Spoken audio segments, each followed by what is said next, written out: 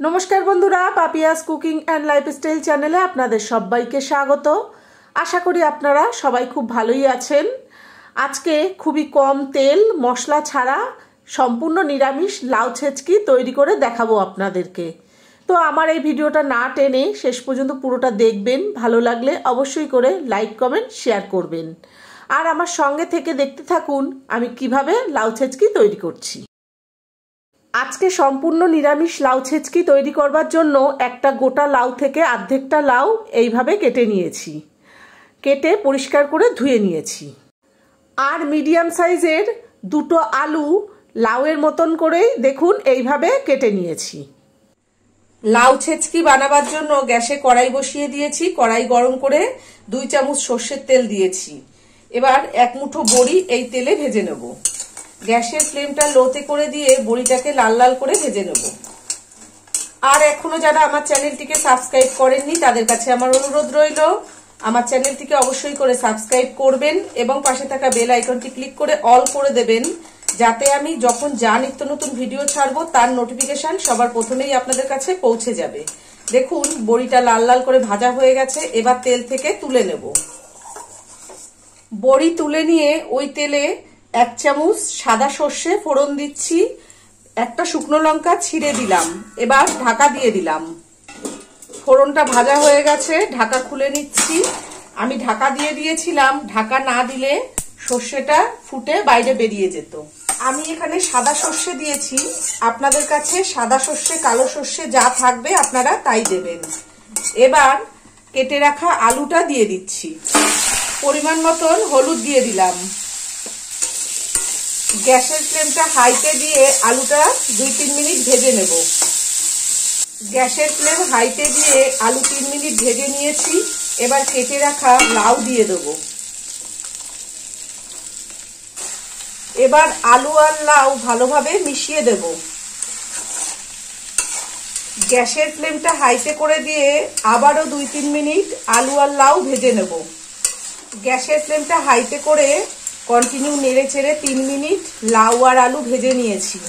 এবার গ্যাসের ফ্লেমটা লোতে করে দিয়েছি। 5টা কাঁচা লঙ্কা পুরোটা চিড়ে দিয়ে দিলাম।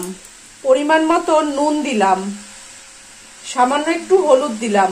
এবার কাঁচা লঙ্কা, নুন আর হলুদ লাউয়ের সঙ্গে খুব ভালোভাবে মিশিয়ে দিচ্ছি। সবকিছু খুব ভালোভাবে মেশানো হয়ে গেছে। গ্যাসের ফ্লেমটা লোতে করে 2-3 মিনিটের জন্য ঢাকা দিয়ে দিলাম। 3 মিনিট হয়ে গেছে, আমি ঢাকা খুলে দিচ্ছি। দেখুন লাউ থেকে কিন্তু জল ছেড়েছে। এই জলে লাউ আলু সবকিছু খুব ভালো সেদ্ধ হয়ে যাবে। এবার ভেজে রাখা বড়িগুলো দিয়ে দিলাম। যেহেতু সম্পূর্ণ নিরামিষ রান্না, একটু মিষ্টি না দিলে খেতে ভালো লাগে না, সেই জন্যে 2 চামচ চিনি দিয়ে দিলাম। এবার চিনি আর বড়ি খুব ভালোভাবে লাউয়ের সঙ্গে মিশিয়ে দিচ্ছি। চিনি আর বড়ি লাউয়ের সঙ্গে খুব ভালোভাবে মেশানো হয়ে গেছে। খুবই কম তেলে মশলা ছাড়া রান্না হচ্ছে। একটু মিষ্টি না দিলে, একটু মিষ্টি মিষ্টি না হলে খেতে কিন্তু ভালো লাগবে না। আর আপনারা যখন রান্না করবেন নুন ঝাল মিষ্টি আপনাদের নিজেদের স্বাদ মতন দিয়ে নেবেন। কম তেল মশলা ছাড়া ঠিক এইভাবে লাউ ছেচকি রান্না করে খাবেন। এইরকম প্রচণ্ড গরমে লাউ খাওয়া খুবই ভালো, তার কারণ লাউ ঠান্ডা, লাউ খেলে শরীর ঠান্ডা থাকে। 2টো কাঁচা লঙ্কা মুখ ফাটিয়ে দিয়ে দিলাম। কাঁচা লঙ্কাও লাউ আলুর সঙ্গে ভালোভাবে মিশিয়ে দিলাম। আবারও 2-3 মিনিটের জন্য ঢাকা দিয়ে দেব। গ্যাসের ফ্লেমটা লোতে করে আবারও ঢাকা দিয়ে দিলাম। 2 মিনিট হয়ে গেছে, আমি আবারও ঢাকাটা খুলে দিচ্ছি। লাউ আলু সবকিছু কিন্তু খুব সুন্দর সেদ্ধ হয়ে গেছে। এবার আস্তে আস্তে একটু নেড়ে চেড়ে শুকনো করে নেব। যেটুকু এক্সট্রা জল আছে সেই জলটা শুকিয়ে নেব।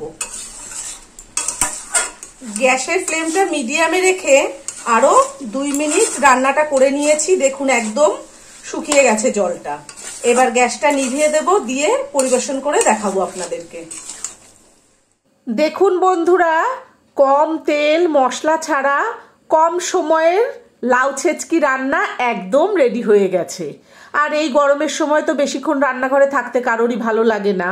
তো আজকে আমি যেভাবে এই লাউ ছেচকি রান্না করলাম, আপনারা বাড়িতে ঠিক এইভাবেই রান্না করবেন, করে গরম গরম ভাত, রুটি, লুচি, পরোটার সঙ্গে খাবেন। আশা করি আপনাদের খুব ভালো লাগবে। আর আজকে আমার ভিডিওটা কেমন লেগেছে সেটা অবশ্যই কমেন্ট করে জানাবেন। ভালো থাকবেন, সুস্থ থাকবেন। ধন্যবাদ।